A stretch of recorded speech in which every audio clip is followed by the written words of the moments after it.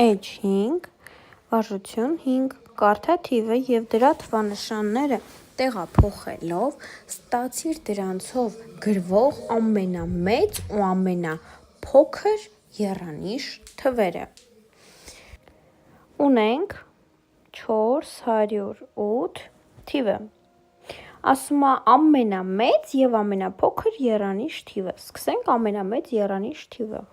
Այս թվի թվանշանները, որ կարանք ստանանք։ Հիմա այս թվից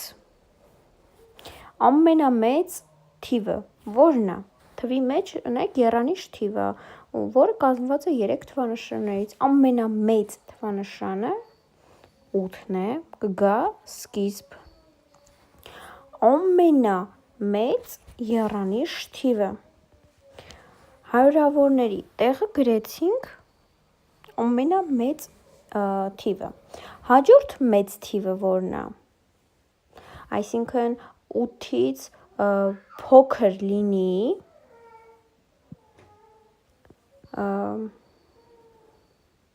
8-ից փոքր նայեք, այստեղ 4-ն էլ է ու 0-ն էլ է։ Բայց մի հատ էլ այս երկուսից պետք է ընտրենք ամենամեծը։ Ամենամեծը եղավ 4-ը։ 4-ը կգա տասնավորների տեղում։ 0-ն էլ միավորների, հետևաբար ամենամեծ եռանիշ թիվը ստացվեց 840։ Հիմա ունենք 408 թիվը։ Պետք է ստանանք ամենափոքր եռանիշ թիվը։ Նայեք, հիմա այստեղ ամենափոքր թիվը 0-ն է, բայց չենք կարող բերել և գրել 0-ին հարյուրավորների կարգում։ Հիմա մեզ մնաց 4 և 8 թվերը։ Ամենափոքր թիվը որն է։ 4-ը։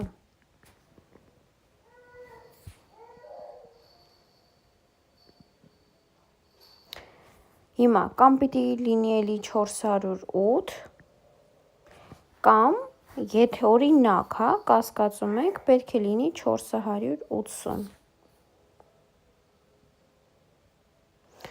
Ասում է կարդա թիվը և դրանով թվանշանը տեղափոխելով ստացիր դրանցով գրվող ամենամեծը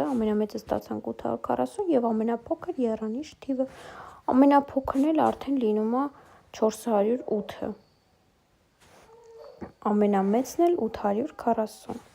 Հաջորդ թիվը 324, ամենամեծ եռանիշը։ Ամենամեծ թիվը 4-ն է, ճիշտ է։ Կգա հարյուրակների կարգում։ Հետո 3-ն է և հետո 2-ը։ Եղավ 432 ամենամեծ եռանիշ թիվը։ 324։ Ամենափոքր եռանիշ թիվը 2-ն է այստեղ թվերից փոքրը, եկավ հարյուրակների կարգում։ Ամենափոքր կգա 3-ը տասնյակների կարգում, 4-ն էլ միավորների կարգում։ Եղավ ամենափոքր եռանիշ թիվն է 234։ Հաջորդ թիվը 550-ն է։ Ամենամեծ եռանիշ թիվը կլինի հենց 550։ Հա։ Իսկ ամենափոքր եռանիշ թիվը, դե ստեղից 0-ն չի կարա, չէ՞, գա հարյուրավորների կարգում։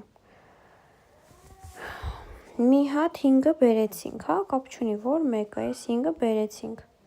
հարյուրավորների կարգում։ 0-ի ու 5-ի միջև փոքր թիվը 0-ն է, եկավ տասնավորների կարգում, մյուսիկն էլ եկավ միավորների կարգում, եղավ 505-ը ամենափոքր եռանիշ թիվ։